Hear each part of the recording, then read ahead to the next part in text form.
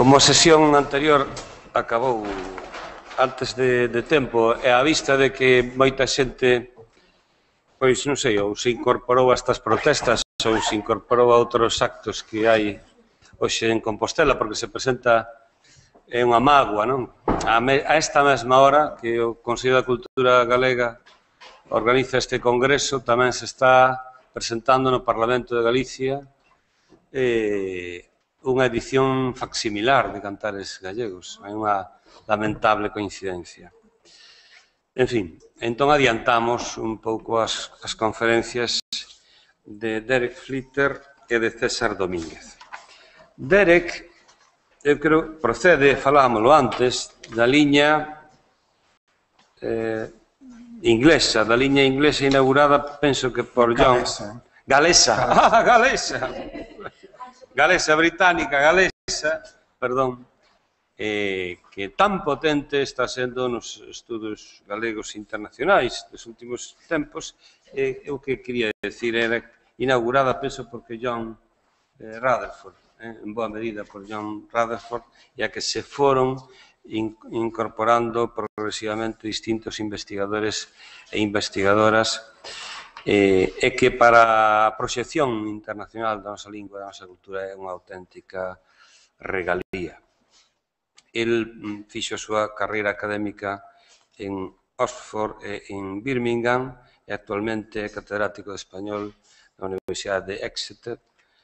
É un especialista no XIX, un especialista sobre todo na poesía do XIX, na poesía española do XIX, na historia intelectual dese século e ten diferentes incursións na literatura galega que a nós nos interesan especialmente. Son as súas incursións preferidas. Bueno, agora tamén está traducindo ao inglés a Valle Inclán, a sonata de outono, algo que tamén nos vincula a Galicia, como antes falamos.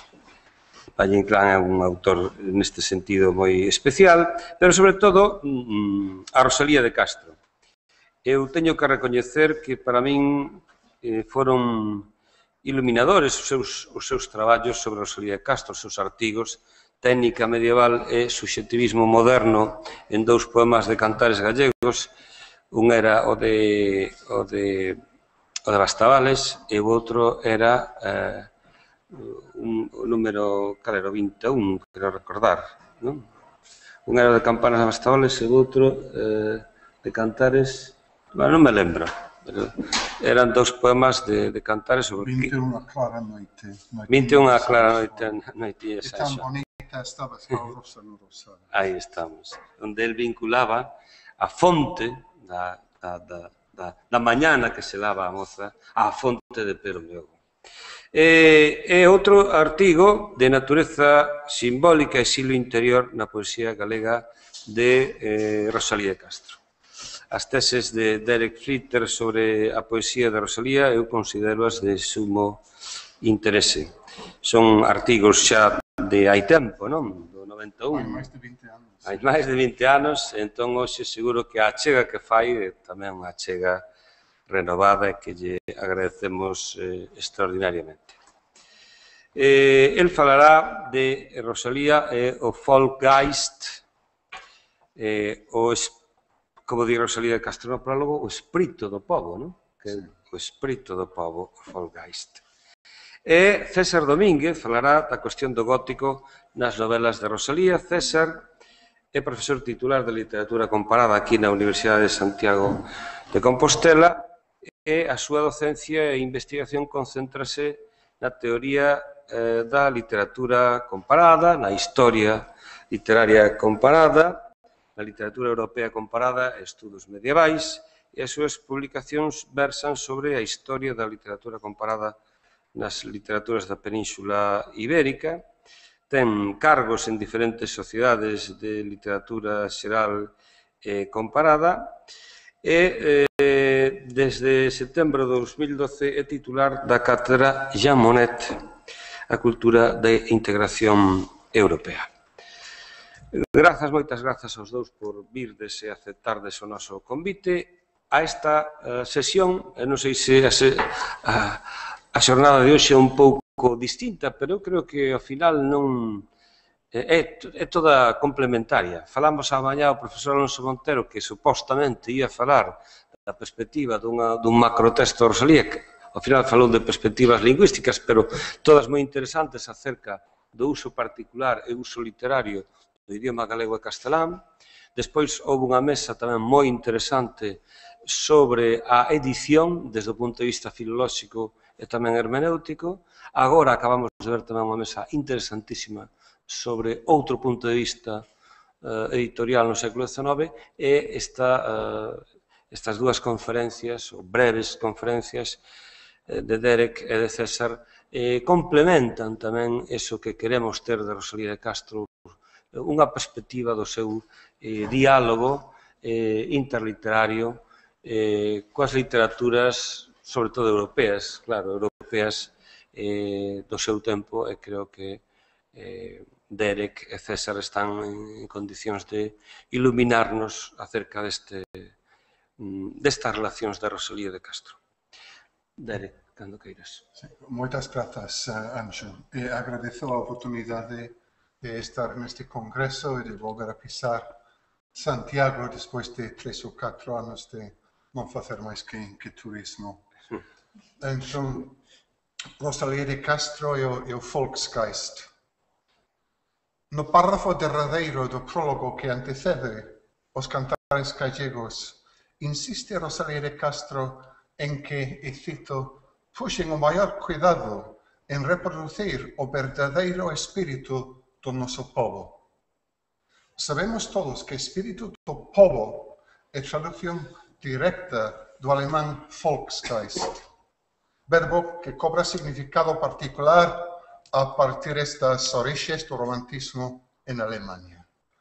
A súa aplicación resulta clave na configuración da literatura europea nas primeiras décadas do século XIX, motivando a recuperación e máis a imitación das literaturas populares nacionais en case que todo o continente, fronte ao universalismo clasicista e o desprezo expresado pola ilustración francesa ás tradicións populares comprendidas como documentos históricos. Esta visión xenerosa, pode que idealizadora do mundo do folclore, da literatura popular, dende os seus raizames intelectuais na Alemanha, vai penetrando nas outras literaturas europeas mediante o ideario de Johann Gottfried Herder e, máis sinaladamente, as conferencias publicadas das irmáns August Wilhelm e Friedrich Schlegel. A doutrina literaria do Schlegel, e cabe empregar este verbo, doutrina, pois que os juicios dos dois irmáns representan un sincretismo coherente e ata certo punto formulaico. A doutrina literaria resulta ser factor dominante na configuración do romantismo español, no seu temario e na súa ideoloxía literaria. Hai tendencias patrioteiras, por certo, na reclamación da tradición nacional, do mundo dos romances e do teatro áureo para a cultura española, e máis o desexo evidente de cultivar a independencia e soberanía cultural. Autores como Zorrilla apelan de xeito inequívoco ás tendencias do momento. Cando aparece Cantares Gallegos e inicia a literatura galega o seu renacemento, atopamos no seu prólogo a afirmación dunha serie de ideas que na parte teórica xa son familiares, mas que no seu contexto especial se diferencian ata tal punto que asemellan ser ainda diametralmente opostas. Nesta comunicación, a miña intención é investigar concretamente este contexto e interpretar os usos que fai Rosalía dun Volksgeist adaptado, condicionado ás necesidades do caso galego. Se percuramos a primeira manifestación específica da idea de Volksgeist articulada no mundo intelectual alemán, podemos remitirnos á obra de Herder, auténtico pai do romantismo naquel país. Concretamente esta pasaxe que emblematiza a súa exhortación aos seus compatriotas a deixar as influencias estranxeiras e a volver ás fontes incorruptas do medioevo e do século XVI. Os National Lieder, proclama, conteñen o máis xenuíno e característico do xenio alemán. E cito: ten unha nación calquera cousa máis valiosa? Polo estudio da literatura nativa, chegamos a coñecer as épocas e os povos de xeito máis profundo ca polo vieiro máis triste, máis frustrante da historia política e militar. Daquela aprendemos como pensaba un povo, que desexaba, que ansiaba, como foran os seus prazeres, como se deixaba guiar polas súas directrices didácticas ou polas mesmas inclinacións afectivas. Fin de cita. Os cantares do povo, vai dicindo, son auténticos archivos históricos, pois nas obras da imaginación e do sentimento revélase de xeito máis evidente a alma inteira dunha nación. Nos fragmenta de 1767 sinalou Herder a forza regeneradora da poesía folclórica e aconsellou a súa recuperación. Como xa indiquei nevargante, foi coas conferencias pronunciadas en Viena por August Wilhelm e logo por Friedrich Schlegel que o ideario romántico vai cobrando máis protagonismo en Europa e se vai estendendo rapidamente a países diversos do continente. Importancia xebre tiveron especialmente as conferencias de August Wilhelm, intituladas Vorlesungen über dramatischer Kunst und Literatur, ou conferencias sobre arte dramática e literatura, pronunciadas en 1808. Coa traducción de extractos das conferencias de August Wilhelm sobre os méritos do teatro de Calderón, iníciase o romantismo en España, por exemplo, mediante Bell von Faber, en Cádiz. Van ter influencia incomparable na recuperación do teatro áureo no século XIX, e por iso no contexto desta comunicación van resultar máis relevantes as conferencias publicadas ou pronunciadas, na mesma cidade, Viena, por Friedrich, entre 1811 e 1812, baixo o título de Conferencias sobre a Historia da Literatura Antiga e Moderna. Dentro dunha pasaxe extensa, elogia Friedrich a literatura como representación exemplar das capacidades intelectuais e dos progresos da humanidade. Remítese Friedrich aos postulados básicos de Herder cando afirma o seguinte, e é unha cita extensa: non hai nada máis necesario ao progreso ou á existencia intelectual inteira dunha nación que o ter almacenado abondo aquelas memorias e aqueles vínculos nacionais que se perden en grande cuantía durante os séculos escuros dunha sociedade nacente, mas que son perpetuados e adornados pola arte poética. Estas memorias nacionais son a herencia máis nobre dun povo e otorgan unhas vantaxes que non son capaces de prover outra riqueza alguna. Pois cando un povo se exalta e se ennobrece, sentindo que fora ilustre daquela, que estes vínculos lle chegaran dende un pasado remoto e heroico, que conservan, en fin, unha poesía nacional propia, consideramos de boa vontade que o seu orgullo é justificado e que este povo é realzado ante nós polas mesmas circunstancias que o levan ante sí. Fin de cita. A continuación, considera Friedrich que os romances españoles non son simplemente textos literarios, senón ademais auténticos poemas nacionais e heroicos. Se pasamos un momentiño o prólogo de Cantares Gallegos, decatámonos de inmediato o impacto sobre Rosalía de Castro do ideario alemán xa extendido e ampliamente acomodado. Non quero insistir innecesariamente nunha parte do prólogo que van coñecer todos vostedes, solamente sublinhar unha frase.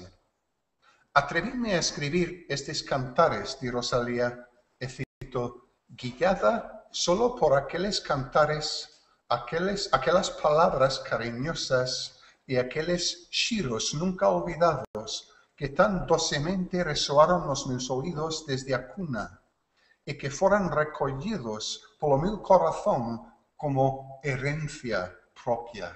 Fin de cita. Baixo esta perspectiva, Rosalía non fai outra cousa que engadirse a unha tradición xa existente en España. Poderíamos citar, por exemplo, neste caso, semellantes proclamacións feitas por, entre outros, Antonio de Treba, para Rosalía Antón o dos Cantares, Gustavo Adolfo Bécquer e Fernán Caballero. Ende ben, se queremos ver o significado máis amplio da parte posterior do prólogo de Rosalía, tan aberto como contundente, compre pasar a considerar o contido e o contexto máis ideolóxico das conferencias de Friedrich Schlegel. Cando este, a continuación do seu irmán, August Wilhelm, fala da historia da literatura na cidade de Viena, atópase Europa convulsa, extendida, presa dos conflictos militares concatenados que produciron as guerras napoleónicas. Cando se pronuncia Friedrich sobre a historia da literatura, está a España inmersa na época da ocupación francesa e a maior parte do continente levantada en armas contra os exércitos de Bonaparte.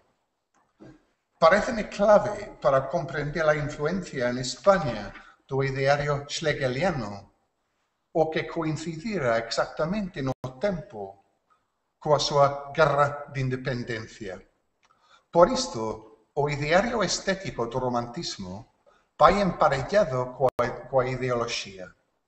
A protesta en contra do universalismo clasicista dominante en Francia e máis a defensa das culturas históricas nacionais enlázase de xeito aberto coa crítica do expansionismo imperialista da Francia. Neste senso, temos por unha beira a vindicación estética da cultura alemana, a inglesa e máis a española contra o neoclasicismo intolerante da francesa e por outra beira a reclamación parcialmente explícita da soberanía nacional fronte ao imperialismo bonapartista. Se lembramos, ademais, o feito de que Friedrich, 4 anos antes, fixérase católico, explícase por completo a natureza dos ataques duros que monta nas conferencias en contra da Ilustración e dos filósofos do racionalismo.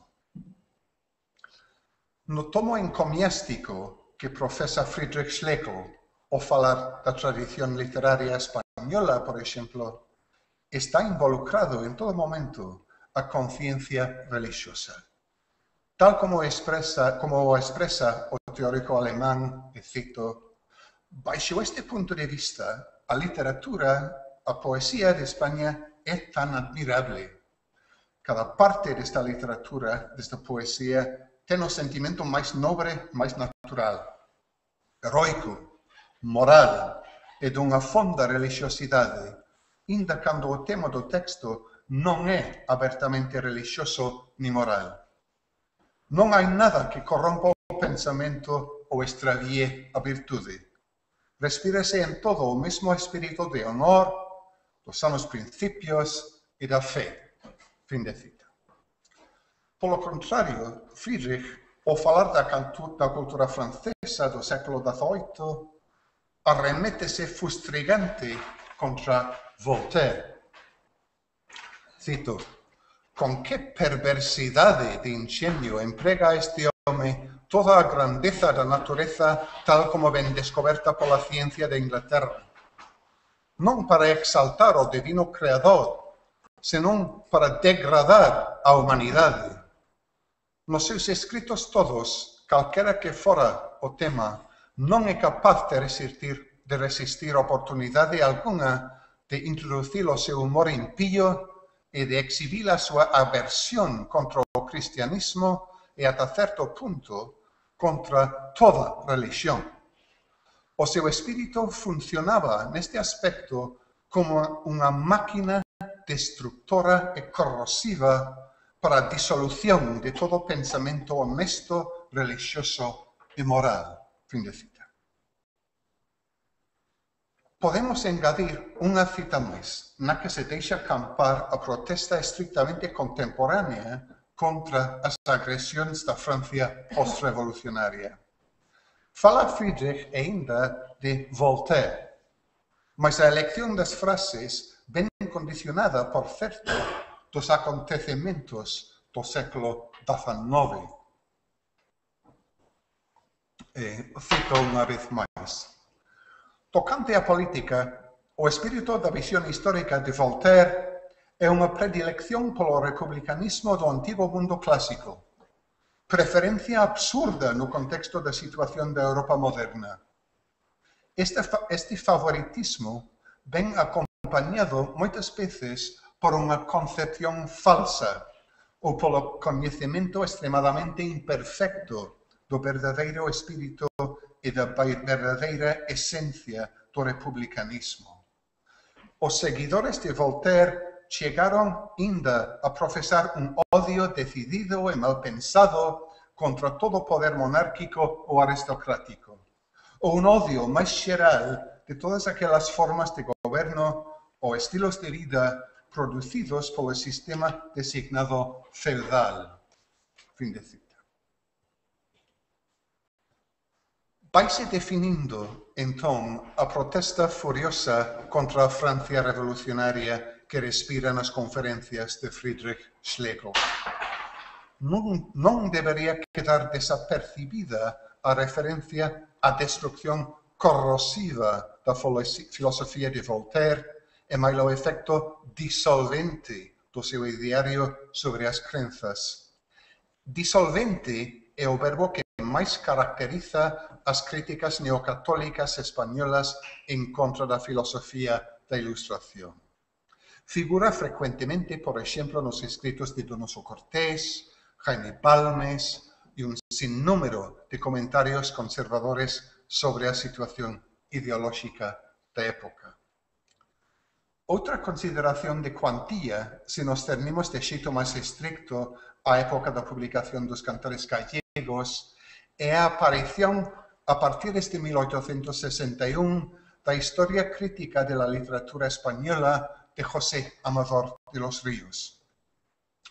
O discurso preliminar, que forma parte do primeiro tomo da historia de Amador, é un compendio tanto das teorías schlegelianas do romantismo xa estabelecidas en España como unha reproducción máis ou menos exacta da crítica ideolóxica de Friedrich ao clasicismo francés. Denuncia Amador, por exemplo, o máis reprensible exclusivismo do código estético defendido pola dinastía borbónica española do século XVIII. Da adopción dunhas reglas literarias que non podían convenir aos costumes e as crenzas do povo castelán. De xeito que, cito, llegaba al cabo con su exclusivismo y su intolerancia a irritar el sentimiento nacional. Os partidarios da arte clásica, vai dicindo, postráranse de rodillas ante o espírito enciclopédico e o xenio da incredulidade. O discurso preliminar de Amador de los Ríos ven anotado de xeito profuso e con referencias múltiples a Friedrich Schlegel. Amador fora longo tempo grande admirador do teórico alemán. Xa nos seus primeiros escritos da década dos 40 parafrasea unha das citas schlegelianas anteriormente mencionadas. Estes son os verbos de Amador do artigo dos anos 40, cito. Un pueblo que no puede volver la vista atrás para gozar en sus antiguas glorias no espera en modo alguno un porvenir venturoso. Lo pasado es nada para él. Lo presente le ofrece solo 1000 calamidades. Y el porvenir es un abismo insondable en que ha de hundirse infaliblemente. Dichosa España que cuenta con tantos recuerdos. Fin de cita. Nos primeiros anos 60 do século XIX, acorde coa postura de Amador, proliferan os comentarios literarios que comparten a perspectiva schlegeliana. Para dar somente un exemplo representativo, Gustavo Adolfo Becker, o prologado tomo de poesía publicado en 1861 por Augusto Ferrán, proclama: el pueblo ha sido y será siempre el gran poeta de todas las edades y de todas las naciones. Nadie mejor que él sabe sintetizar en sus obras las creencias, las aspiraciones y el sentimiento de una época. Existe entonces una multitud de precedentes para algunas das afirmacións contidas no prólogo de Rosalía, Os Cantares Gallegos. O tono, por iso, é outro.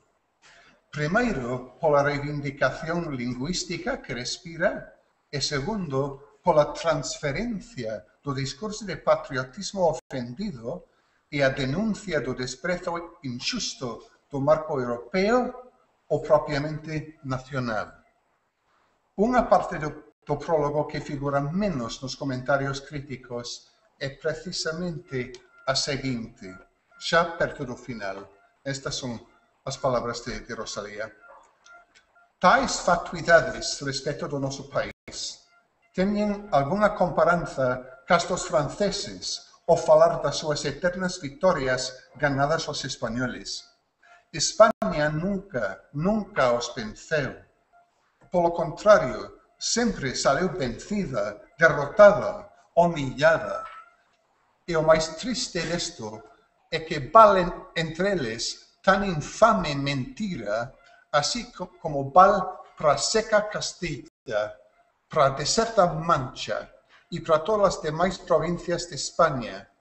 Ninguna comparada en verdadeira belleza de paisaxe coa nosa, que Galicia é o rincón máis despreciable da terra.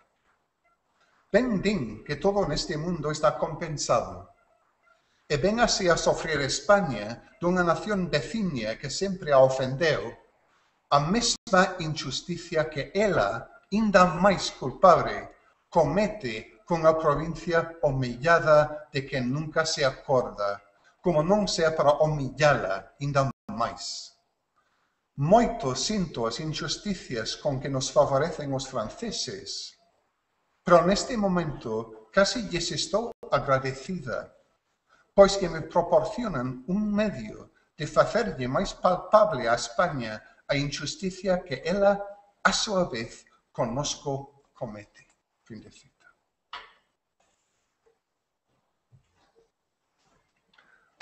Perfila, entón, Rosalía, o que vai ser bipolarización insistente na colección. A seca Castilla e a deserta Mancha contrastada coa florida Galicia. Mas, como é evidente, hai un temario de meirande significado.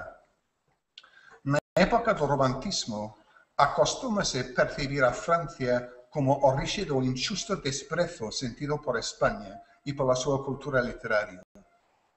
Os mesmos teóricos alemáns, quenes, merece a pena sublinhalo, manexaban moi ben a lingua castelá, defenden sen reparos esa cultura contra o exclusivismo neoclásico. agora, dentro do contexto galego, tanto estético como ideolóxico, é a mesma España que peca de arrogancia o tratar con menoscabo a lingua galega. España pasa de víctima a agresor. Adapta a Rosalía ao caso galego, empregando o mesmo ideario, as ideas básicas do Volksgeist, para que o que ven ser microcosmo do contexto europeo dos primeiros anos do século. O motivo que perdura é o da recompensa, requerida a nivel europeo polos teóricos do romantismo a cultura francesa e requerida agora a española pola Galicia humillada. Deste xeito, Cantares Gallegos está integrada como colección no contexto máis amplio de un momento histórico.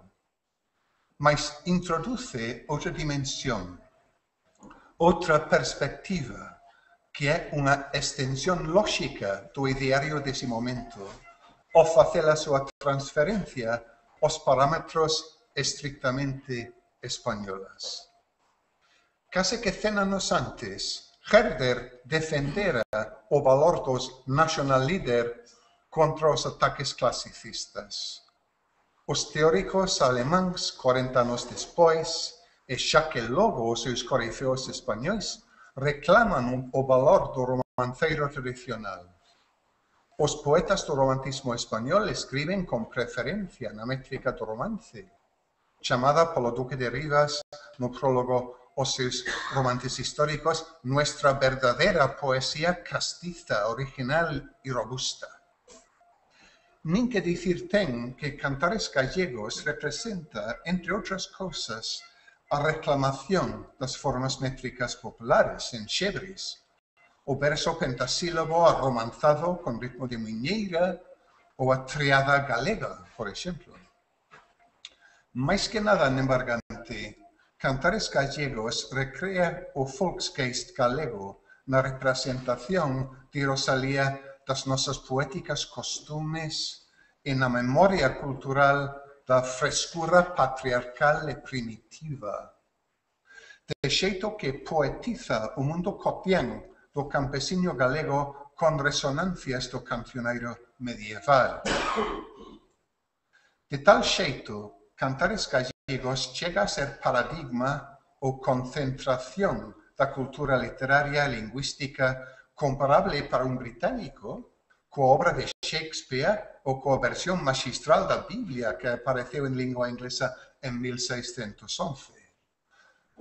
Moi axustado me parece que se convirtió en icono lingüístico e literario precisamente pola súa capacidade de comunicar a auténtica esencia galega acumulada e viva.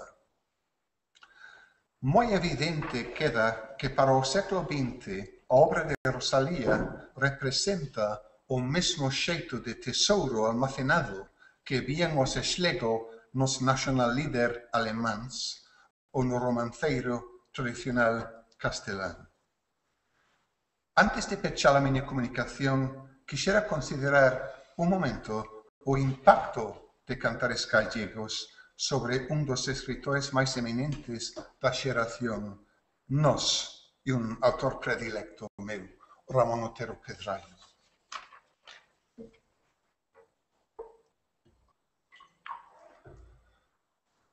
Como indica Ramón Villares na súa Historia de Galicia, os escritores da xeración nós beben directamente do historicismo alemán. Comenta Villares, e non está aquí para escoitar a cita dele. Cita dele.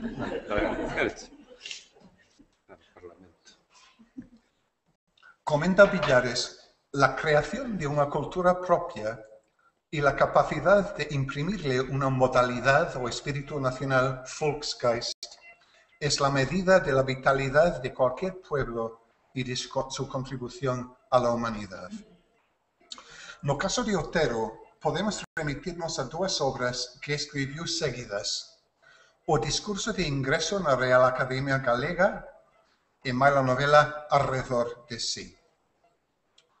No seu discurso, Otero afirma que, y cito, os poetas e historiadores do tempo romántico espertaron a conciencia do verdadeiro ser de Galicia. O romantismo estranxeiro fíxolles atopar un sentido galego do vivir.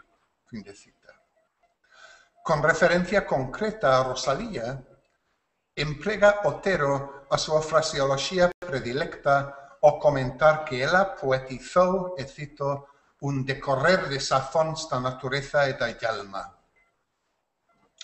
E declara que coa leitura da súa poesía sentímonos, cito, sobrecollidos como de diante da alma inmorredoira da Galiza. O romantismo é, entón, inspiración do galeguismo por espertar a conciencia dos galegos e articular e defender o espírito nacional. Unha última cita do discurso de Otero. Cando o romantismo afondou as perspectivas, os homens de sentimento descubrironse a si mesmos ao decatarse do seu ser galego. Neles e arredor deles latexaba a alma magoada da terra. Sentiron a un tempo dor, vergonza e esperanza. Estaban citados a un xuicio de conciencia. Para Otero, podemos engadir, e empregando os verbos de Villares, é Rosalía de Castro en Cantares Gallegos quen logra imprimirlle á literatura galega, como despois vai facelo Eduardo Pondal, de xeito distinto, o seu espírito nacional.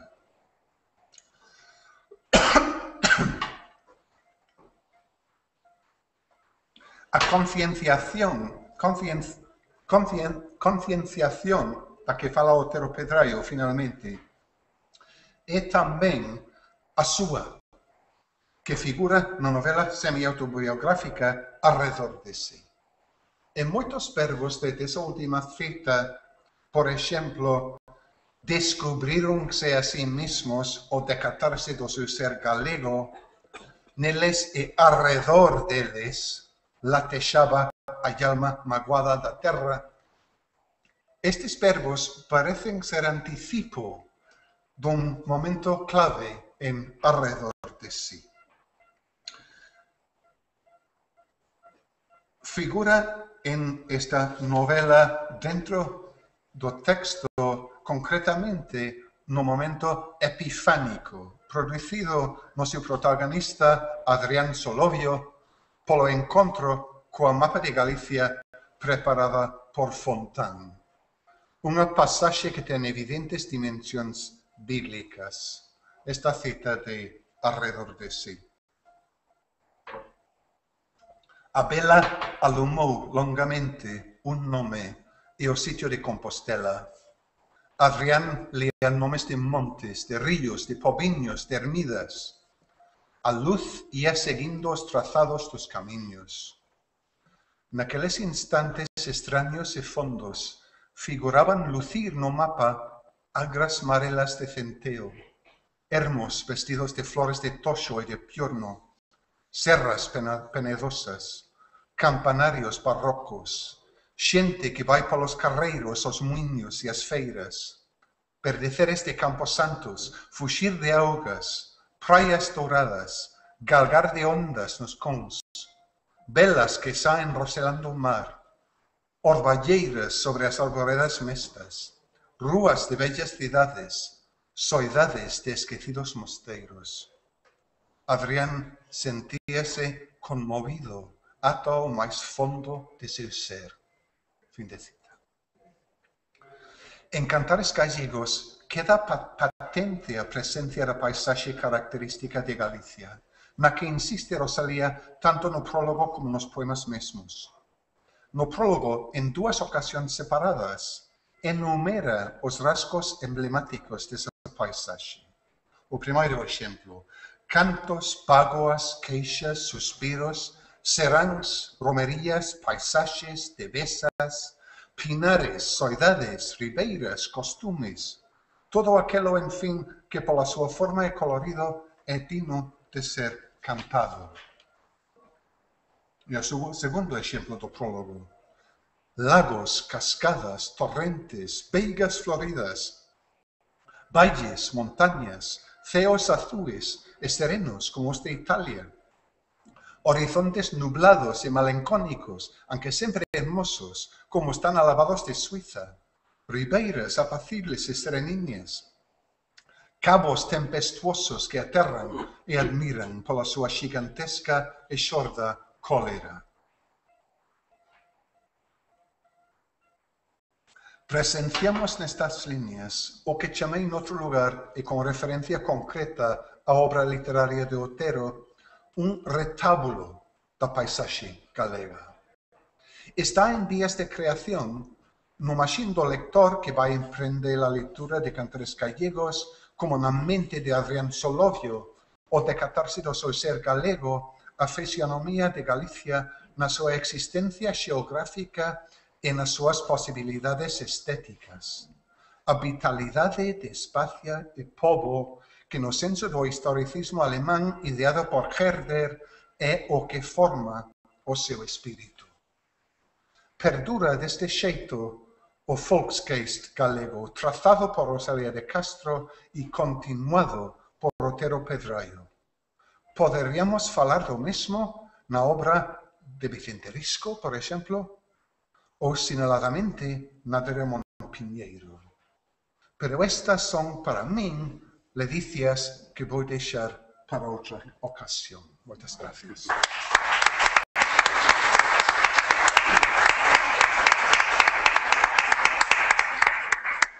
Moitísimas grazas, Derek. César, tes a palabra.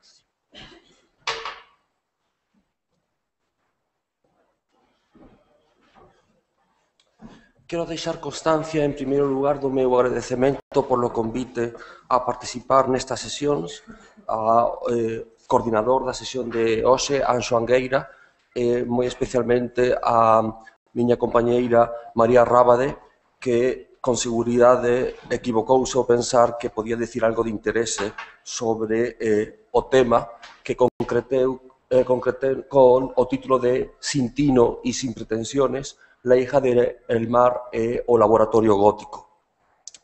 Comecemos por lembrar as palabras coas que o editor da librería Bailly e Bellier de Madrid, responsable da publicación en 1859 de La hija del mar, a través da imprenta de Juan Compañel en Vigo, publicitou a novela de Rosalía de Castro. La que presento al público tiene sin disputa todas las cualidades y circunstancias que la caracterizan por una de las mejores en su clase. Todas las perfecciones que se ven en esta obra deben aumentar la fama inmortal que la escritora se ha adquirido ya por otras producciones literarias.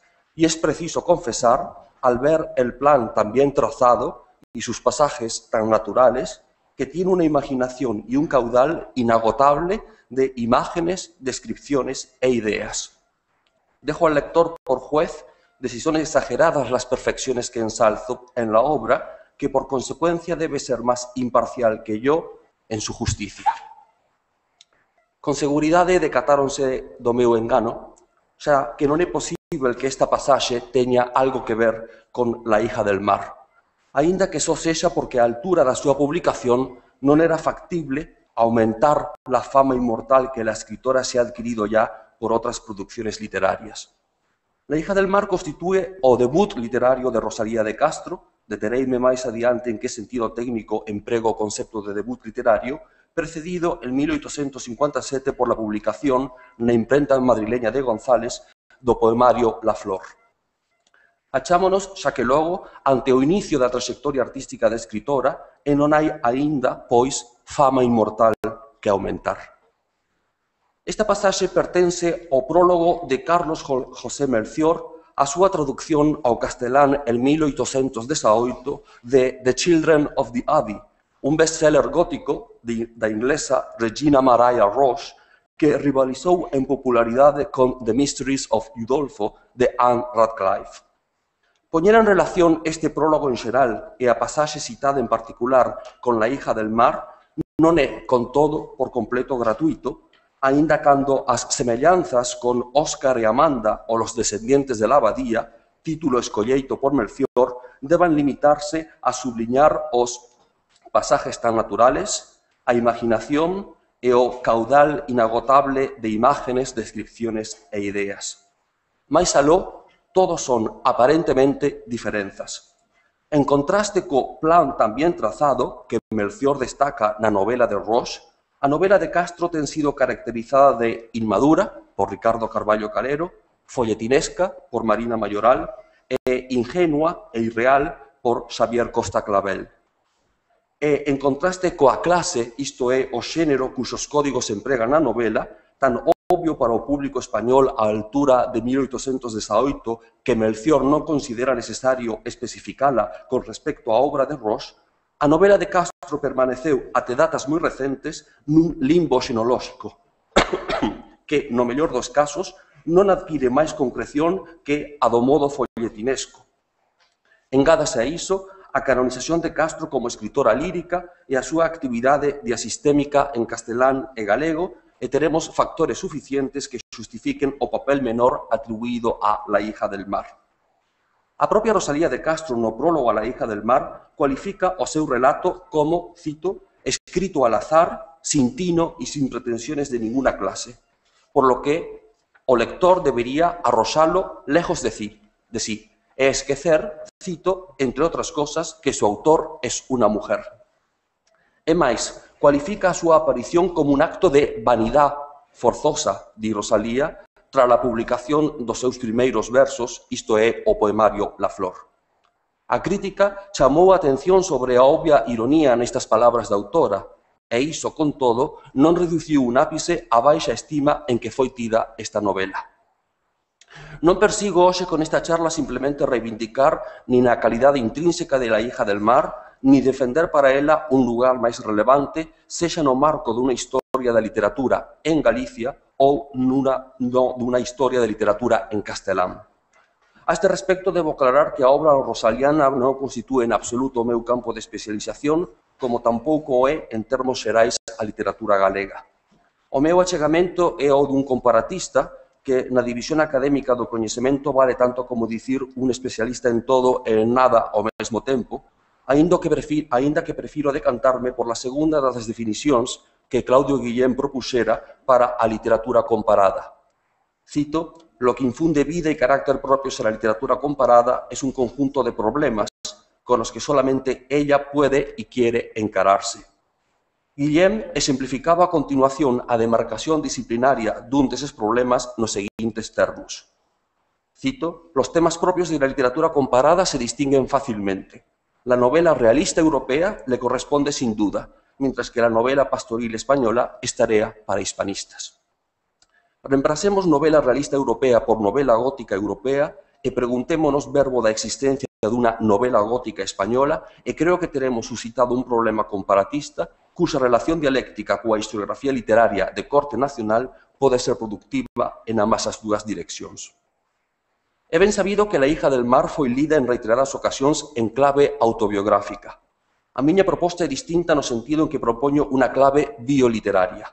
De feito, a propia Rosalía de Castro solicitaba esta clave dende o seu prólogo cando sinalaba como a publicación de La Flor en 1857 conduciu a da súa primeira novela 2 anos máis tarde no marco do, cito, gran mar de las publicaciones actuales. A miña lectura propón a Castro como filla do mar literario, unha filla cuyos lazos familiares se problematizan en distintas direccións. Para desenvolver a miña proposta, detereime en primeiro lugar nunha análise prosopográfica do debut literario da escritora para, en segundo lugar, interrogar o que considero a produtiva marginalidade de La hija del mar en termos de xénero literario. Finalmente, intentarei reler as principais conclusións das seccións primeira e segunda á luz do que Sigmund Freud chamou Familienroman, novela de familia. Por tanto, o primeiro apartado é Rosalía de Castro como membro da cohorte de 1859. Sintomáticamente, Rosalía de Castro é unha autora que non pode ser integrada nunha familia família literaria, é dicir, unha xeración literaria, excepto intentos moi puntuais como o da súa inclusión na chamada xeración bequeriana, xunto a Eusebio Blasco, Narciso Campillo, Augusto Ferrán, Luis García Luna, Florencio Moreno Godino, Julio Nombela, Manuel del Palacio, Ramón Rodríguez Correa e Eulogio Florentino Sanz. En todo caso, as limitacións do método xeracional son ben coñecidas. En termos xerais, a exposición que sobre elas realiza Hans Jäger, en especial a referida ás aplicacións historiográficas, segue sendo de utilidade. Aínda cando puidesen ser rectificadas, en calquera caso, a xeración se nos presenta como unha agrupación de escritores que, a posteriori, recoñecen certa comunidade de intereses na súa obra, reflectida no que pode denominarse xenéricamente norma literaria. Esta norma explica a súa obra e, ao mesmo tempo, a súa diferenza con respecto á norma doutros escritores, que non son acolleitos entre as súas filas. E máis, en ocasións, a loita acaba por ser máis un medio para lograr o recoñecemento social que para formar unha auténtica escola. Fronte ao método xeracional, decántome nesta ocasión por lo que denomino un método prexeracional, para que a prosopografía pode proporcionarnos unha ferramenta de utilidade. Donald Brody define a prosopografía, cito, como unha especie de biografía colectiva basada na recolección de datos, cuxo obxectivo non son os individuos por si mesmos, sino a historia e a estructura do campo. Mediante a proposta de Rolf Lunden, Bo Ekelund e Matthias Volkeus Blom, trátase de establecer unha cohorte a partir da entrada do escritor no campo literario, entrada que se define polo ano de publicación dunha obra extensa de ficción. No caso de Castro, o ano de seu debut é 1859 coa publicación de La hija del mar. Para a recolección de datos, con fin de establecer a cohorte de debutantes literarios en 1859, baseome fundamentalmente no volume 8º da Historia de la Literatura e Literatura Castellana de Julio de Cejador y Frauca, pois se organiza chamativamente por anos de debut, con Rosalía de Castro incluída en 1857, entrada número 69. Limítome a registrar os autores que debutan en España, aínda que Sejador e Frauca tamén informe de todos os autores castelán falantes que fan a súa entrada no ano en cuestión. Obviamente existe unha discrepancia entre o ano escolleito por Sejador e Frauca, 1857, cando se publicou La Flor, fronte a 1859, polo que eu me decanto a raíz de La hija del mar. A xustificación da miña elección reside nos procedementos do método prosopográfico para o que se considera como ano de debut para a análise das cohortes aquel que cumpre con un criterio de extensión. Din, Luken, Ekelund e Volkes Blom. Un debut en prosa de ficción es unha publicación coa extensión propia do libro, é dicir, unha colección de relatos ou unha novela escrita para adultos e que se inclúe como tal nos rexistros de publicación. La Flor é unha colección de 7 poemas que ocupa ao redor de 30 páxinas.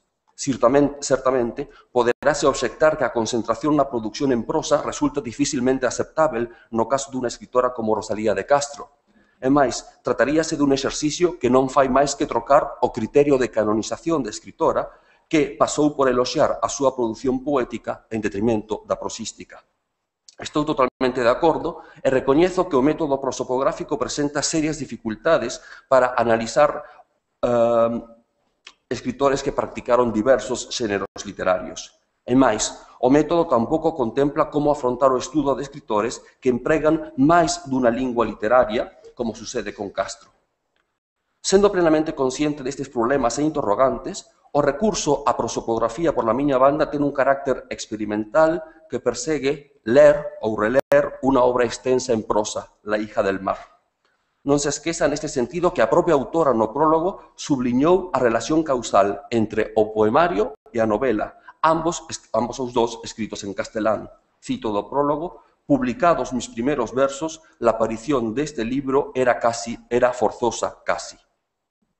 Cal pode ser a natureza desa causalidade forzosa en materia de conxectura, pero é innegable que Castro percibiu un nexo importante para a súa nascente trayectoria literaria.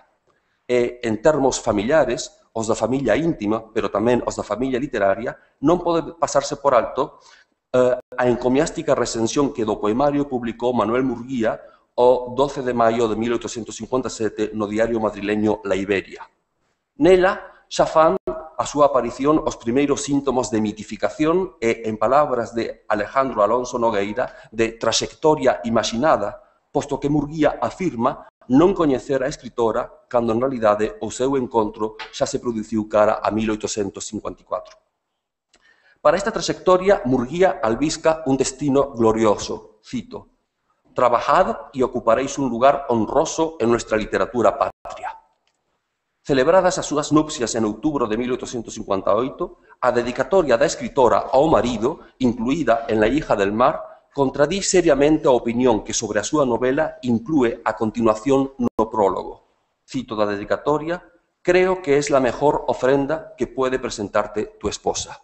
E dos datos extraídos a partir da historia da literatura de Sejador e Frauca, nesta táboa estaría recollida cal sería a cohorte dos autores que fan o debut no ano 1859. Estes datos que están recollidos aquí de ningún xeito poden ser considerados definitivos, xa que exixen unha investigación documental moito máis profunda que deberá ser abordada no futuro. Malia a súa provisionalidade, é innegável que dos seus 7 compañeiros de cohorte, e aínda cando a súa traxectoria editorial é a terceira máis breve, 27 anos, o que debe poñerse en relación co feito de que a súa vida foi a segunda máis curta tras Bernardo López García, só Rosalía de Castro permanece hoxe día na memoria do gran público e a súa obra segue sendo lida. Até para a historia de literatura en castelán, a maioría deses autores desapareceron, excepto para unha historia da produción literaria como a practicada por Sejador e Frauca. Tal vez só resistan unha mínima comparación as traxectorias editoriais de Gaspar Núñez de Arce, 27 anos, e Faustina Sáez de Melgar, 31 anos. Pero a comparación das traxectorias de Rosalía de Castro, Gaspar Núñez de Arce e Faustina Sáez de Melgar non só resulta de interese pola súa duración aproximada e por conseguir estes dous últimos sobrevivir ao esquecemento académico que non ao esquecemento do público xeral, senón moi fundamentalmente por las singularidades das devanditas traxectorias. Núñez de Arce construiu a súa carreira literaria fundamentalmente mediante unha poesía narrativa sentimental, cunha linguaxe non afectada e de raigambre anglosaxona que viña a opoñerse, en palabras de Jorge Urrutia, non á poesía de Becker, senón á poesía beckeriana. Sáez de Melgar, por a súa banda, achou nunha novela sentimental a razón de prácticamente unha novela anual durante 20 anos que exaltaban os valores do conservadurismo social a clave do seu éxito. Mais aló do seu coñecemento da literatura europea que traduciu activamente, dos seus escritos a favor dos dereitos das mulleres e das consecuencias que para a súa carreira literaria supuxo o seu traslado a Madrid en 1855, as carreras literarias de Núñez de Arce e Castro parecen asentarse en opcións de xénero contrapostas para realizar a súa entrada no campo literario. Mentres as novelas sentimentais de Núñez de Arce, como por exemplo La pastora de Guadiela, celebran a figura do anxo do fogar, a tenrura da muller delicada que como esposa e nai mantén a armonía do espazo doméstico dunha clase social económicamente dominante, Castro preséntanos en La hija del mar unha situación completamente oposta, a destrucción do núcleo familiar baixo a ameaza masculina entre as clases menos privilexiadas. Cal é o xénero prototípico que na época e máis tarde permite a exploración desta temática está ben claro a nivel europeo, pero non tanto no caso español e menos aínda parece ser a tenor das valoracións da crítica no caso de Rosalía de Castro. E con todo, en data tan temprana como 1972, a escritora e traductora María Teresa Barro xa adiantara as respostas xeral e particular. Por lo que a resposta xeral refírese, está contida na súa propia pregunta. Atrevereime a dicir que as novelas de Rosalía son as únicas novelas europeas que se escribiron na península? Con respecto á resposta particular, a súa afirmación é suficientemente explícita. La hija del mar, de Rosalía de Castro, e Irma, de Jane Eyre e de Cumbres Borrascosas. Paso, polo tanto, ao segundo apartado, Rosalía de Castro en Haworth, as Brontë en Muxía. Unha vez máis nos achamos ante a imaxe da familia, neste caso ante uns lazos de consanguineidade que fan de Rosalía de Castro a cuarta das Irmás Brontë o de La hija del mar unha novela gótica feminina. No monográfico máis recente sobre o gótico en España, Miriam López Santos persegue, cito, recuperar una producción novelística olvidada y mal comprendida y vincularla al fenómeno universal de la ficción gótica con sus deudas y con sus elementos diferenciadores y propios, aportándole, en definitiva, la razón de su existencia. Esta recuperación non alcanza con todo a La hija del mar, pois López Santos circunscribe o seu estudo ao período 1788-1833, que ven determinado, cito, por el mantenimiento del régimen absolutista durante los reinados de Carlos IV y Fernando VII. Postula, pois, a autora, unha relación directa entre absolutismo e cultivo de xénero gótico en España, un cultivo que, segundo afirma, trascende, cito, la vigencia del género en los restantes países europeos, que iría de 1764 a 1820. Implícitamente, en consecuencia, tamén se postula un decalage do gótico en España con respecto ao resto de Europa, pois o seu inicio en 1788 viría marcado pola traducción por Fernando Hillman de Le Vieux du Château au cours moral à l'usage des enfants de Caroline Stéphanie Félicité d'Ygrest e a pechadura en 1833-34 por la publicación de El hombre invisible o Las ruinas de Munterhall y La urna sangrienta o El panteón de Xanella, ambas as dúas do valenciano Pascual Pérez Rodríguez. Con independencia do ano específico de arranque do gótico europeo, moito máis problemática resulta a súa clausura en 1820, que le lleva a López Santos a afirmar que, cito, la segunda fecha, en España, 1833, trasciende con mucho unos 13 años la vigencia del género gótico en el resto de los países del entorno. Obviamente, un enfoque dirixido cara á pervivencia literaria e intermedialidade do gótico podería levarnos até datas moi recentes, como 1992 con Bram Stoker's Drácula, de Francis Ford Coppola, 2000 con Magic Terror Seven Tales, de Peter Straub, ou 2001 con Los otros, de Alejandro Amenábar.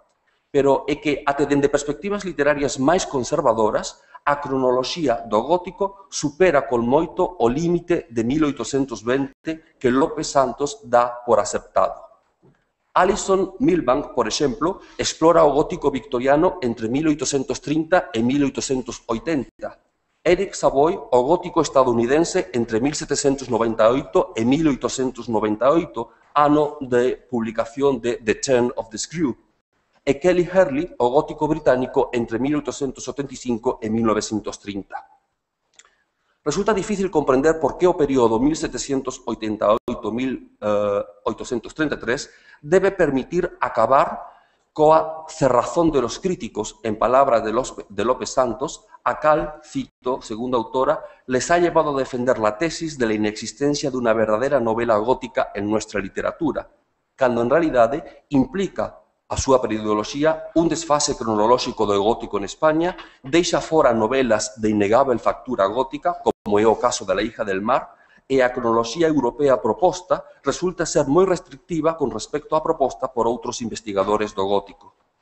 A este respecto, tal vez deba concluirse unha excesiva dependencia das formulacións de Maurice Lévy con respecto ao gótico inglés, que en 1968 fixou o seu cultivo entre 1764 e 1824. En definitiva, López Santos propón como cronoloxía xeral do gótico aquilo que, na actualidade, tan só se considera a súa primeira onda. Sexa como for, é innegável a relevancia da achega de López Santos ao incorporar no seu estudo a análise das traduccións ao castelán de novelas góticas inglesas, francesas e alemás, xa se trate de traduccións no sentido máis ou menos contemporáneo do termo ou, en canto, traduccións adaptadas.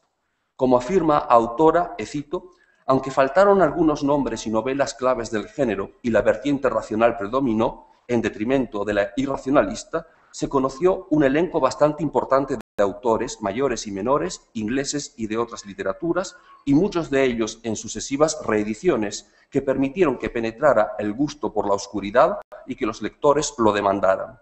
Ninguna corriente importada fue, en materia de traducción, especialmente prolífera en aquel periodo tan complicado para nuestras letras, pero en medio de la oscuridad, la novela gótica no desfalleció en la tarea de abrirse paso y dejó destellos que prepararían el camino al romanticismo, que ya llamaba con insistencia a nuestras puertas.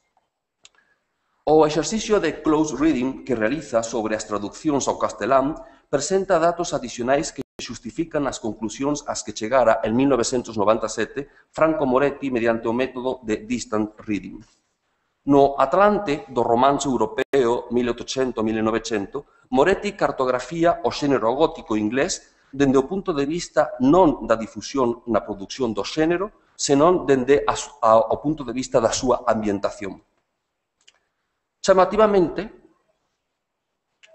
é un dos escasos mapas literarios de Moretti, e aquí neste mapa Moretti recolle os distintos lugares onde están ambientados os relatos góticos ingleses.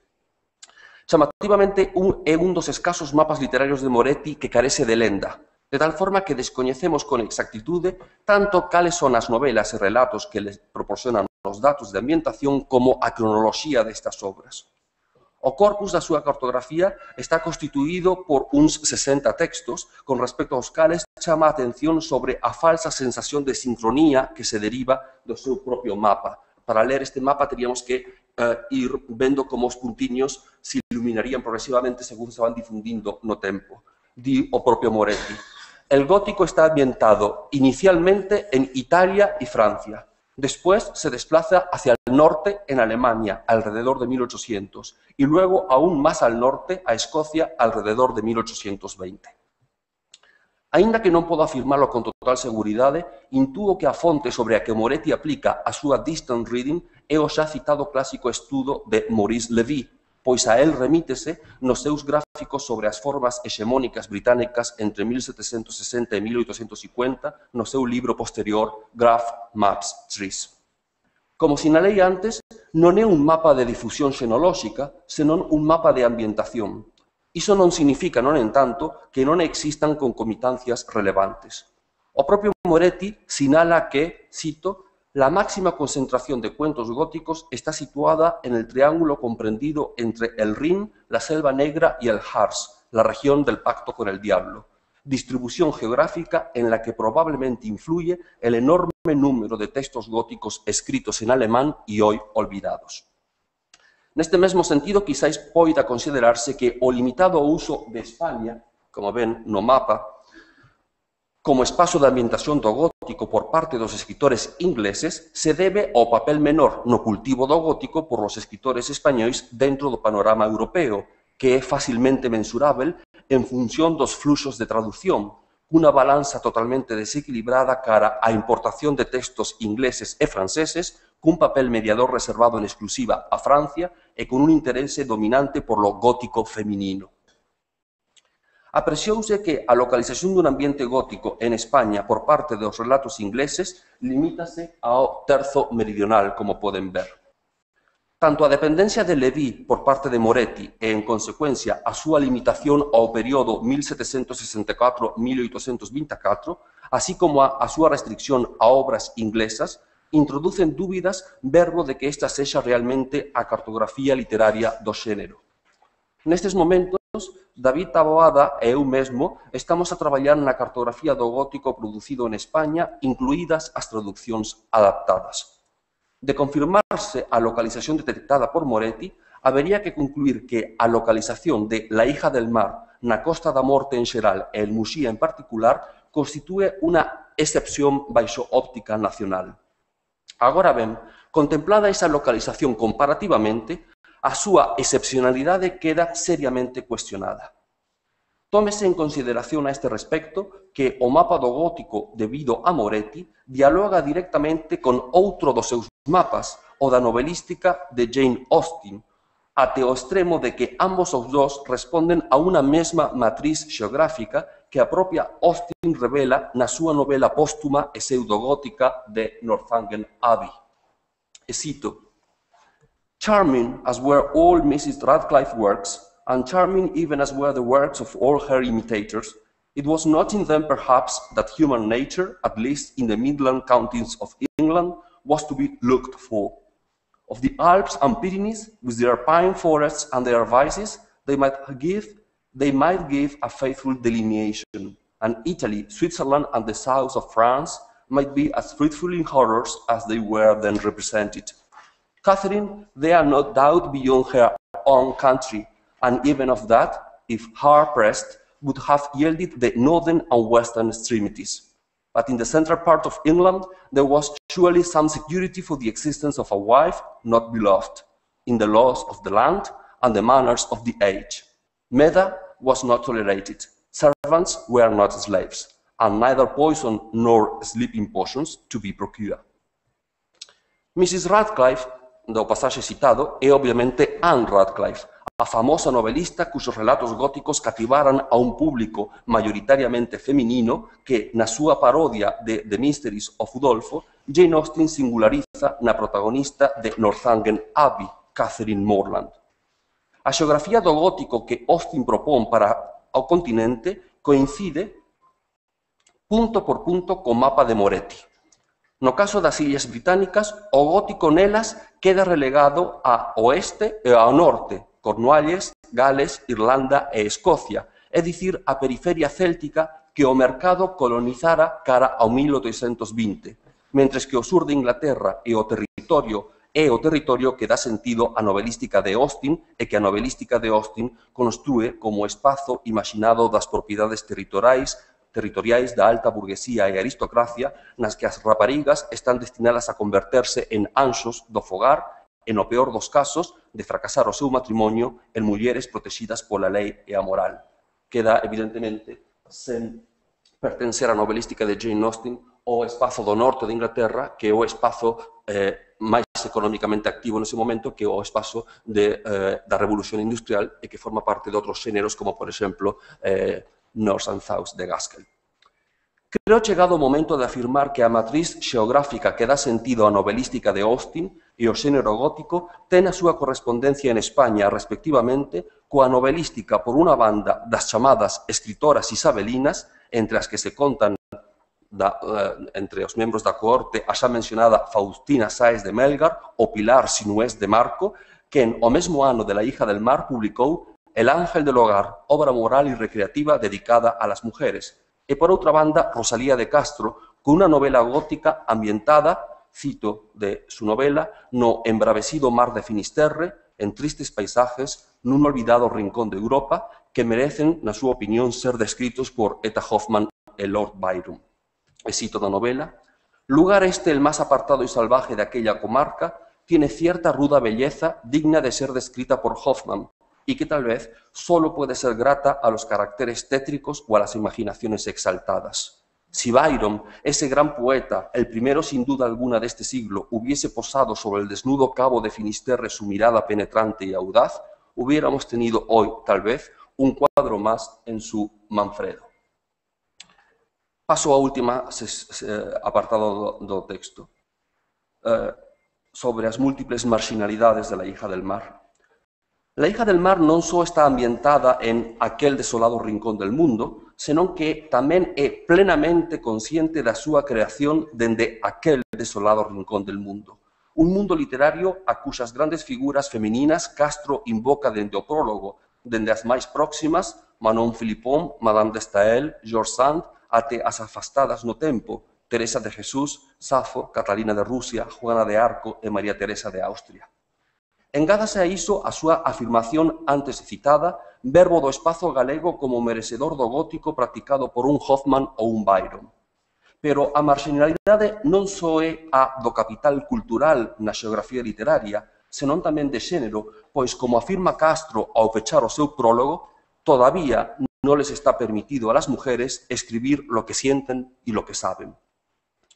Os referentes cos que a nova escritora se relaciona no seu debut literario aos 22 anos, dende os incluídos no prólogo até os que le proporcionan os acápites que introducen cada capítulo, son impresionantes, até o punto de que, como resultado do descoñecemento que temos sobre a biblioteca de Rosalía de Castro, moi recentemente, Montserrat Ribau Pereira baseose neles para reconstruíla e concluir que, cito, a biblioteca rosaliana da súa mocidade, do tempo anterior a Murguía e Heine, a Cantares, Follas Novas e en las orillas del Sar, é a dunha escritora con firme vocación de selo, que rastrexa materiais para os seus textos, empregados significativamente e nos lo mostra. Certamente contribúen á creación dunha atmósfera gótica as citas procedentes do Manfred de Byron, do Werther de Goethe, do sublime No Ocean de James Macpherson ou das novelas históricas de Karl Franz van der Velde. Chamarei a atención aquí, con todo, sobre dúas escritoras, a novelista inglesa Charlotte Turner Smith e a novelista estadounidense Mariah Susannah Cummings. Smith, a través de súa novela Emmeline, The Orphan of the Castle, 1788, proporcionale a Castro o acápite para o capítulo 12, Lorenzo, que cita en castelán.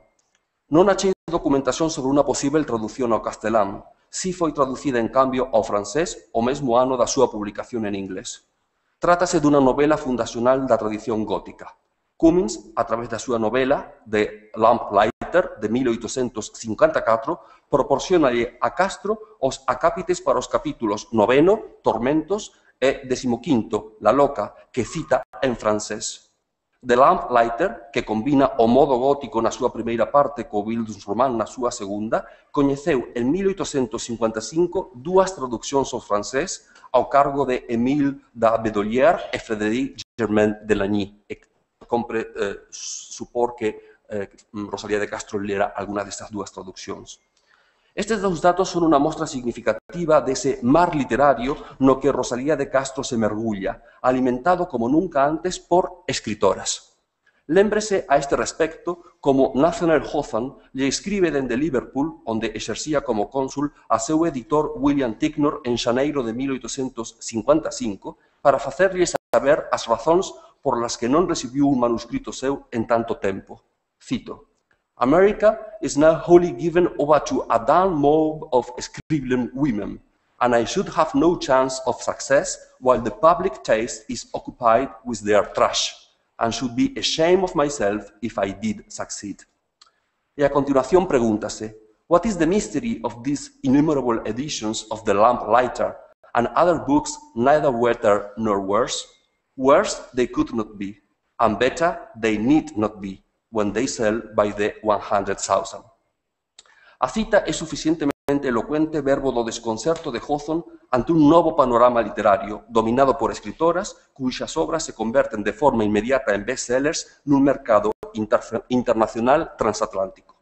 A primeira edición de Emmeline, dos 1.500 exemplares, esgotouse en poucas semanas, polo que foi necesario preparar rapidamente unha segunda edición. O impresor, Thomas Cadell, responsável durante eses anos da edición de Decline and Fall of the Roman Empire, decidiu recompensar a Smith cuns honorarios moi superiores aos inicialmente prometidos. Engádase a iso a súa traducción ao francés o mesmo ano da súa publicación en inglés.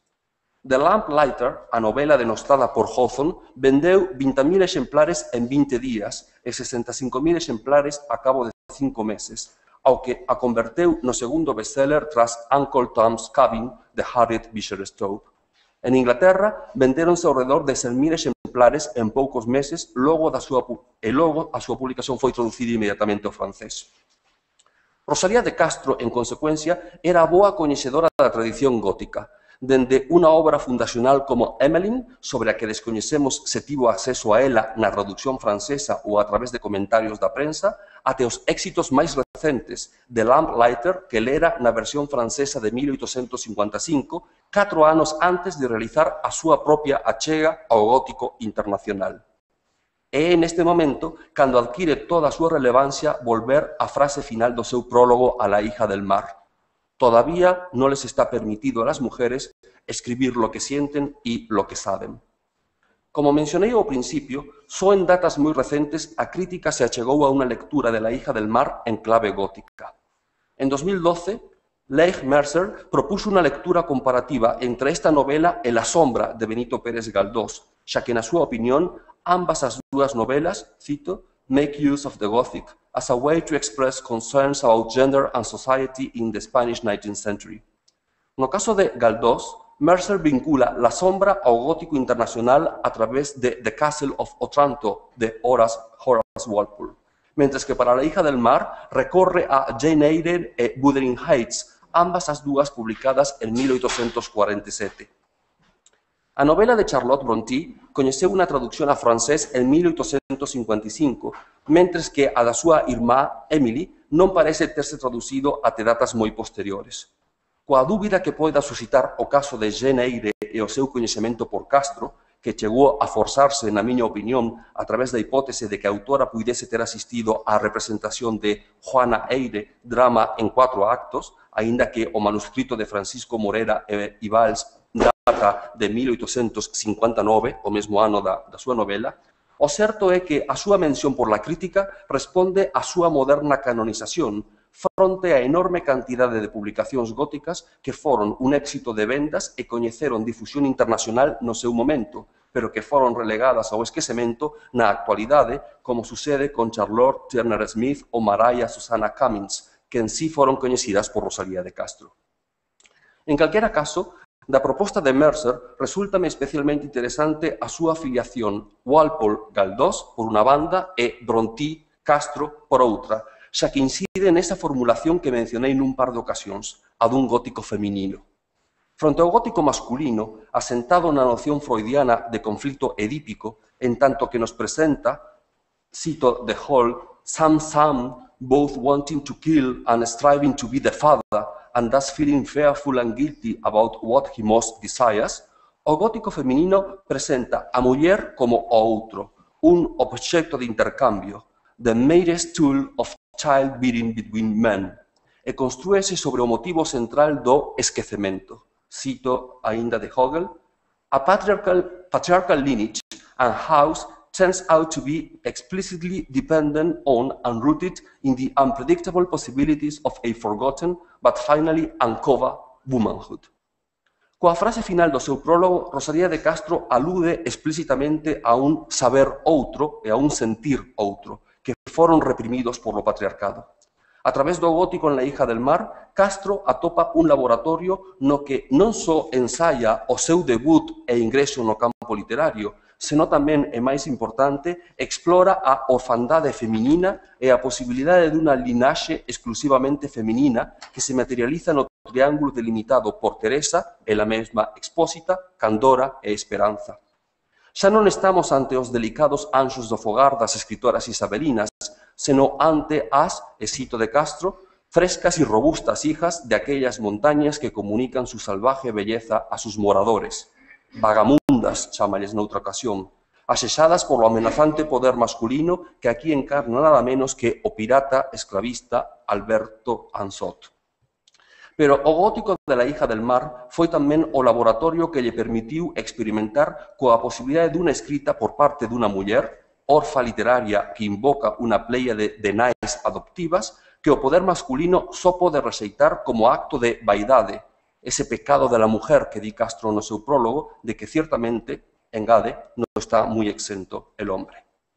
O debut gótico que supón La hija del mar, tal e como intentei presentalo aquí, quizáis poda proporcionar novas claves para a trayectoria posterior de Rosalía de Castro, da que o gótico non está ausente, como demostrou tamén en 2012 Isabel Clua Ginés na súa lectura del Caballero de las Botas Azules.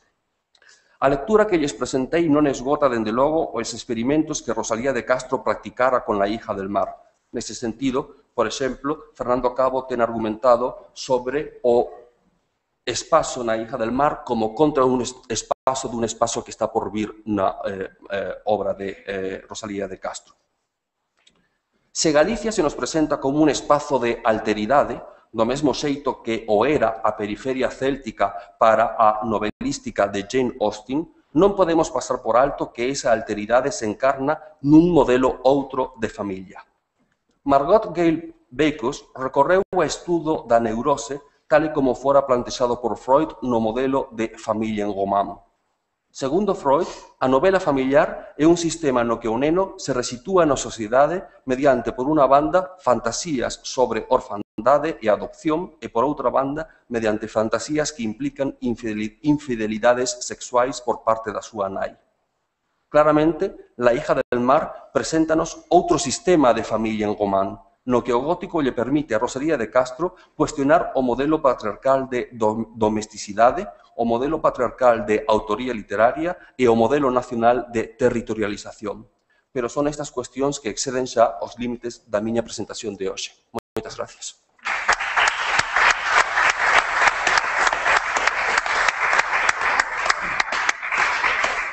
Moitísimas grazas, César. Xa viron Cantares gallegos, La hija del mar, poesía, prosa, textos primarios de Rosalía de Castro, o Volksgeist, o gótico, as relacións de Rosalía de Castro coa literatura do seu tempo. Entón, abrimos un turno de preguntas e interpelacións sobre as dúas interesantes, considero extraordinarias conferencias dos nosos amigos Derek e César. Adiante.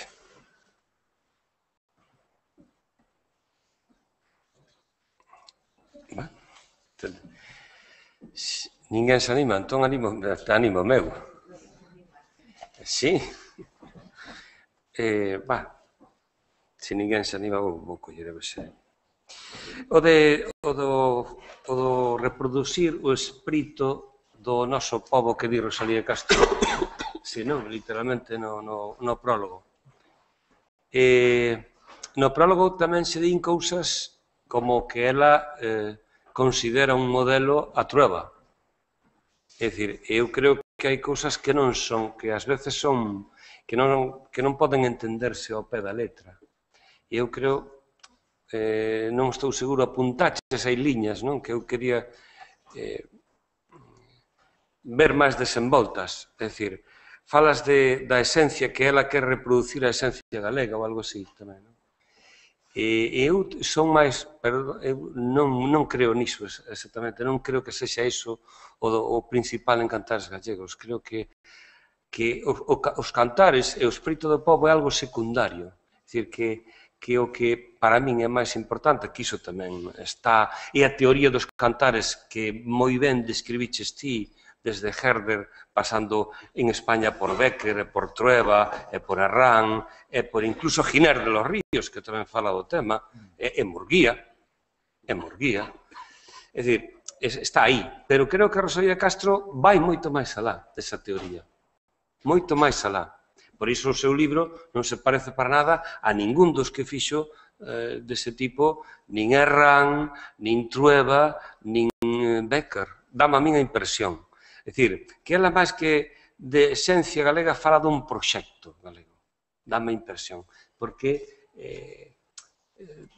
non sei se ti o ves así ou como ves ti. Hai esa lectura incluso da tradición medieval, que é evidente xa nos teus artigos sobre este libro que tes dito, que se ven aí raíces que van ata o medieval. Pero creo que en Rosalía, é dicir, que colle todo iso, pero iso é un instrumento, unha trincheira, un verniz, un vestido para facer, creo que, outro tipo de literatura así cargada de política, non sei. Que te parece?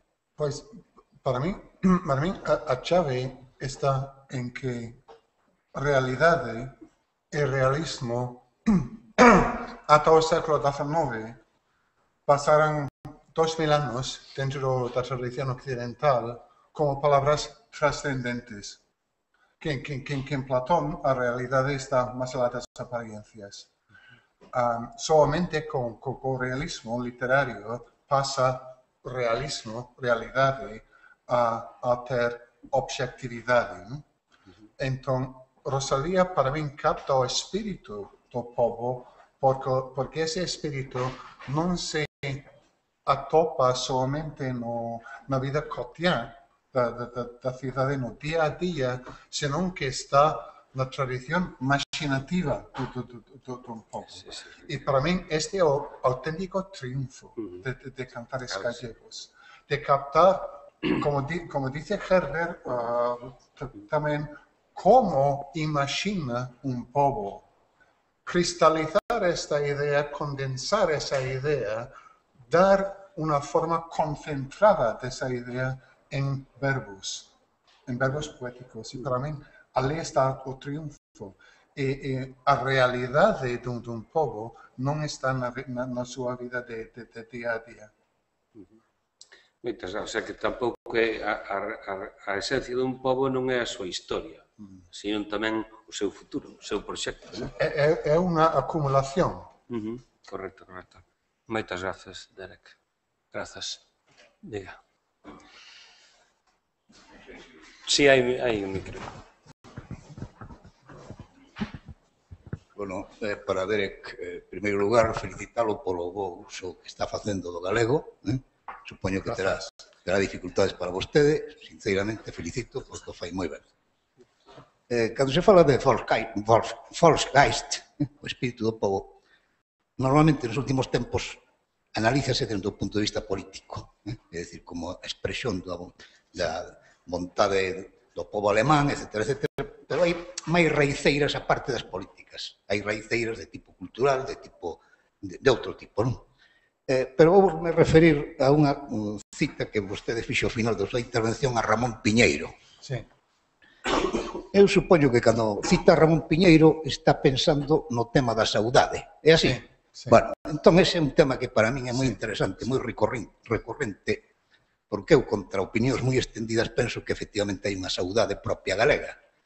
A este respecto quero citar que hai 3 ou 4 anos, pois, nunha intervención que houve con outro tema, en concreto, coa celebración do Día das Letras Galegas, que era adicado a Ramón Piñeiro, eu plantexei a un dos ponentes que precisamente era un pouco belixerante con esta teoría de que hai unha saudade propiamente galega, plantexei esa cuestión.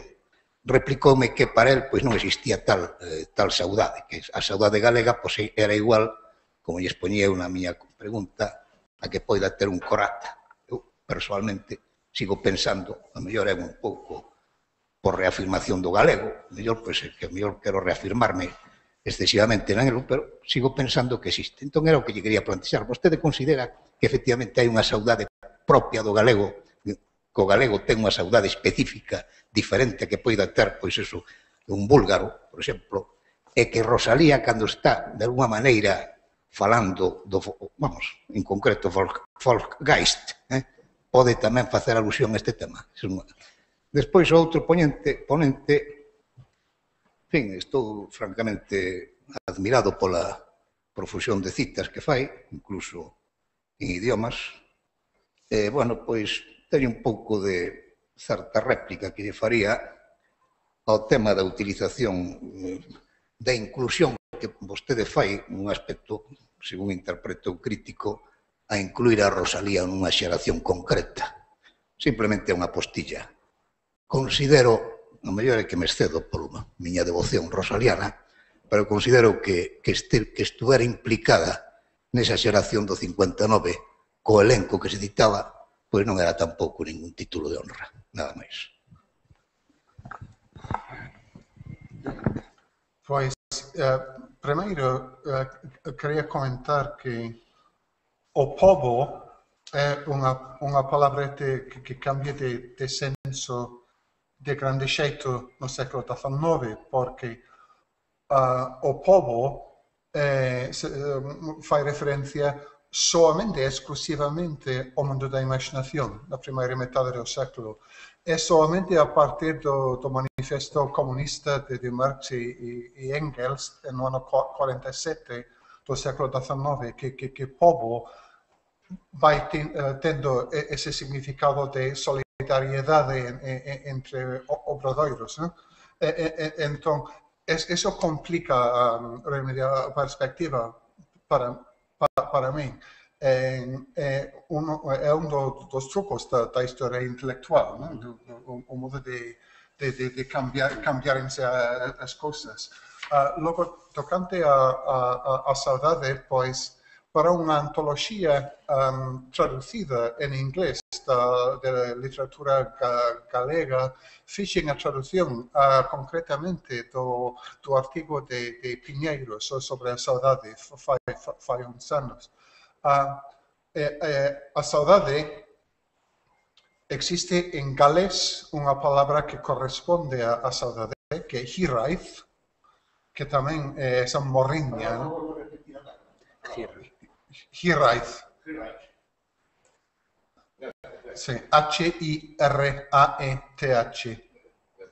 En galés, hiraeth, ven corresponder con morriña, ¿no? Entonces, varias culturas europeas tienen ese concepto. Otra vez, como historiador intelectual, voy a remitirme a Platón o simposio o banquete, donde de Sócrates que solamente se ama o que no se tiene. Solamente se ama o que no es poseído por una persona. Solamente podemos amar o que no tenemos. Morriña, saudade, hiraeth, pues concretan esa idea porque corresponden a añoranza o a aspiración o afán de terminar algo que está fuera. Entonces, esos son conceptos distintos en las distintas culturas europeas, para mí, la misma idea básica.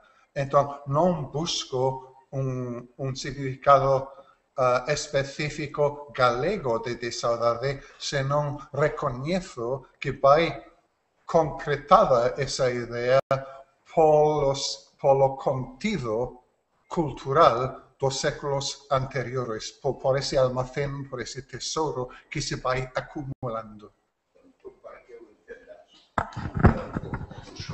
Para que eu entenda, vostede está dicindo que a saudade galega é igual que a saudade, neste caso, que poida ter pois un británico. Pero exprésese por modos distintos, porque a historia cultural, claro, foi distinta.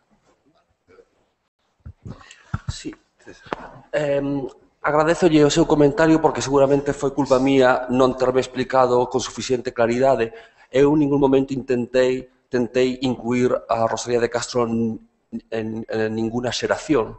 Todo ao contrario, 1859 non é unha xeración, sino que é o ano en que todos estes escritores fan o seu debut. Non significa que teña que compartir unha estética ou determinados obxectivos, como podería ser en principio unha xeración ou que constitúen unha escola, nin significa ni siquiera que estes autores teñan que coñecerse entre sí. O que sí dá un indicio é que dos autores que debutan en 1859, a única que resiste unha mínima comparación mínima é o caso de Faustina Sáez de Melgar, que precisamente fai un tipo de escrita completamente oposta á escrita que fai Rosalía de Castro. Nese sentido, Faustina Sáez de Melgar sí que comparte con outra serie de escritoras, as chamadas escritoras isabelinas, unha estética e unha temática que celebra a personaxe da muller como anxo do fogar, mentres que Rosalía de Castro nos está presentando o asunto desde un punto de vista totalmente distinto. Por tanto, non estou a decir que, ni a pretender incluir, non é unha xeración, sino solamente unha indicación de autores que debutan ese ano e que dá casualidade que permítenos introducir como elemento de referencia o de Faustina Sáez de Melgar, que na actualidade creo que é totalmente descoñecida para o público e que incluso deberíame decir pois para os que nos dedicamos a estudiar literatura. ¿Alguna? Sí, María. Pois é unha pregunta para César. En realidade é tirarche un pouco da lingua, porque xustamente no remate apetecíame especialmente, non? Que seguises un pouco nese sentido da oposición entre unha novela familiar, se entendín ben a argumentación, de un gótico máis normativo, tamén máis heteronormativo, non? Polo tanto, máis relacionado con modelos patriarcais, fronte a este gótico da outra, non? Este gótico femenino que exploraría modelos familiares, entendín eu, non tan baseados nesas narrativas edípicas da orfandade, da adopción, ou da infidelidade da nai, e entón, gustaríame que puxeses no teu xuízo, e o mellor no caso da novela de Rosalía ou en xeral, con que valencias nos atoparíamos nese gótico outro. A min facíasme pensar nunhas hipóteses de Dani Barreto sobre a idea do incesto na narrativa galega do século XIX, non necesariamente na narrativa en galego, non? El con que autor o relaciona? Con a Cruz do Salgueiro. Sí, el analiza, por exemplo, a Cruz do Salgueiro á luz da idea do incesto, non? Entón, parte precisamente tamén dunha metáfora dunha especie de filiación torcida para explicar estes modelos que se opoñen a unha normatividade. E simplemente sería pedirche se podes afondar un pouquiño máis nesa idea porque me pareceu moi suxestiva. Sí, vamos a ver. Creo que un primeiro problema é o problema dos modelos do gótico con que estamos a traballar hoxe en día, tanto no ámbito da investigación como no ámbito da lectura. O gótico, pois, aínda que sexa por as adaptacións cinematográficas, a todos lembranos Geneire, Cumbres Borrascosas, Rebeca, etc., etc.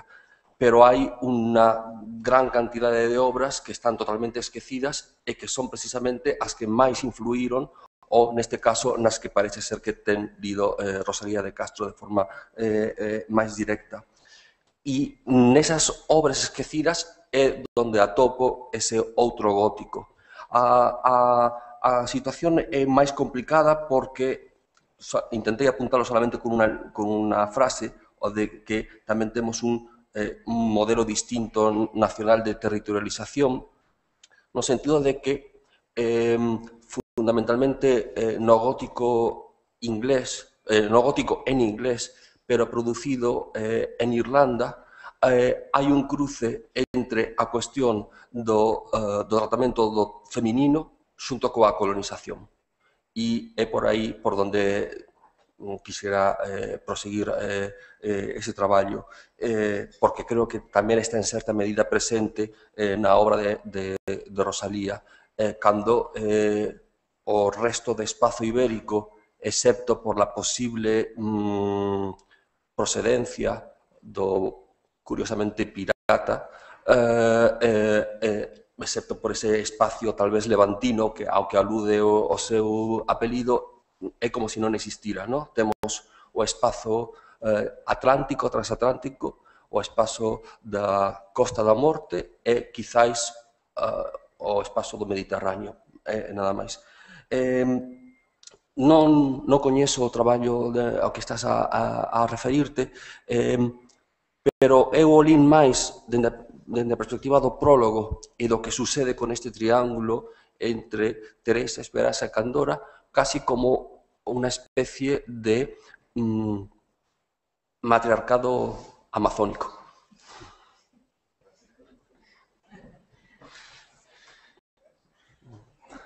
Moi ben.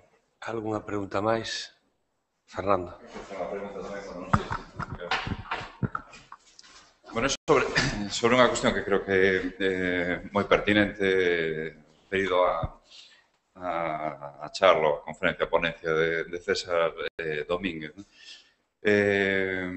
Digamos, sería a diferenciación entre o que é gótico, digamos, e o que é a utilización de aspectos góticos, non? En determinadas obras que eu creo que non sempre é doado de delimitar, non? Dunha maneira estricta, non? Sobre todo no caso de Rosalía. Estou de acordo, non? Que en La hija del mar hai, pois non sei, digamos, unha intensidade do gótico realmente moi alta, non? En diferentes aspectos, ten que ver co imaginario territorial, con ese tipo de filiacións tamén familiares, pero eu preguntaría, iría un pouco máis alá, non? Trataría de saber, digamos, cal é o concepto do gótico, non? Que estás manexando, non? Digo por unha razón, non? Porque hai un determinado aspecto vinculado cunha visión, digamos, moi tradicional do gótico, pero que está na mesma raíz do termo, que ten que ver, digamos, coa presenza de elementos medievalizantes, non? Digamos, no escenario, na trama, no ambiente, etc. En ese sentido, dá má sensación de que seguramente a novela máis gótica de Rosalía é El primer loco, non? máis que La hija del mar. E tamén hai unha evolución, non? Que ten que ver coa presenza de todo ese tipo de influencias literarias. É moi ostentosa, digamos, Rosalía, na exhibición, ¿no?, dese tipo de referencias. Na hija del mar hai algo de name dropping, ¿no?, digamos, nesa novela. É moito máis moderada, digamos, en El primer loco, pero a cuestión do gótico está aí de fondo. Che quería preguntar, o que che quería pedir, digamos, unha pequena reflexión neste sentido para saber exactamente como sitúas a cuestión.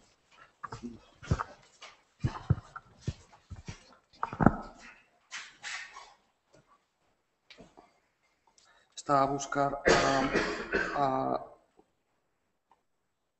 unha referencia, non a teño aquí, pero de memoria penso que como unha primeira ferramenta de achegamento gótico é o Cambridge Companion to Gothic Fiction, que pois, hai 10 anos ou aproximadamente, non?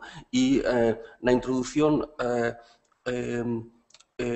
o editor responsável do volume o que fai é prácticamente unha definición en termos negativos de caixón desastre, no sentido de que todo o que non vai noutro xénero podería ter cabida no gótico, non?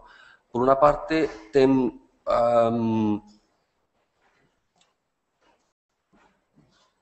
certa razón nese sentido, no sentido de que estamos ante un xénero que ten unha duración moi prolongada e que ten unha gran capacidade de mutación, non?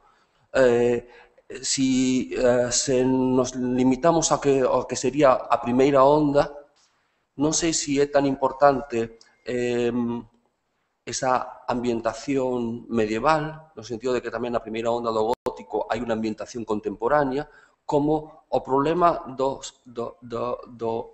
da familia. É dicir, como o modelo tradicional de familia está a ser cuestionado co ingreso da muller nunha esfera de acción distinta até que tiña permitido nese momento. Pero estou de acordo no sentido de que tal vez poderíamos distinguir entre o xénero e a modalidade que ten esas distintas componentes do gótico que poden ir dende o medievalizante, o conto de terror, o intento de reconstruir unha nova concepción do ser humano, no sentido de que no monstro de Frankenstein, unha das partes que introduce o Dr. Frankenstein no seu propio, no corpo de Frankenstein, non lembro agora cal, un órgano da súa nai. Por tanto, está reconstruindo a figura da nai. Na miña perspectiva, o elemento central sería ese. Sempre está problematizado un elemento familiar, que é contemplado de un xeito distinto segundo a visión sexa masculina ou feminina.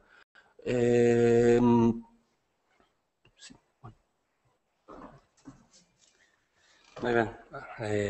Alguna pregunta máis? Ímolo deixar. Entón, ben, moitísimas grazas. Un porteño e un galés converteron hoxe a Rosalía nun prisma, non? Que nos leva pola literatura europea en lingua inglesa ou alemá ou mesmo francesa. Moitísimas grazas aos dous. Moitísimas grazas a todos. Había que facer un resumo, eu creo que xa o fixen antes de empezar esta sesión. En todo caso, agradecervos a todos e a todas a vosa presenza, aos conferenciantes tamén. Por suposto, emprazarvos ao día 30 de maio, creo que é, non? A próxima sesión será a cuarta, o día 30 de maio. Moitísimas grazas.